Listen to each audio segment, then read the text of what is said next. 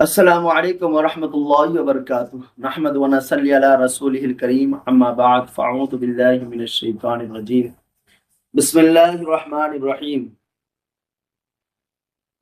আজ যে বিষয় নিয়ে আমি আলোচনা করব সে বিষয়টা কিন্তু বিশাল গুরুত্বপূর্ণ বিষয়, যেটা হচ্ছে এখনকার সময়ে বেশিরভাগ মানুষ টেনশন, বিপদ আপদ প্রত্যেকটা জিনিসের মাধ্যমে সবসময় টেনশনে বিপদ আপদের সম্মুখীন হয়ে থাকে।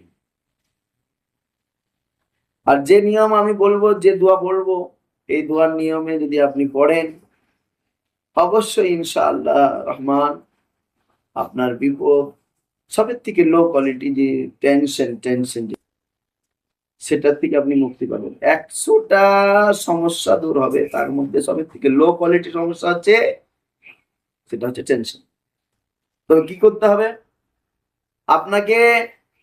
আজ মগরব থেকে কাল আসর পর্যন্ত যে কোনো টাইম 99 বার, 99 বার, আর মানে 99 বার আপনাকে পড়তে হবে লা হাওলা ওয়ালা কুওয়াতা ইল্লা বিল্লাহিল আলিয়্যিল আযীম।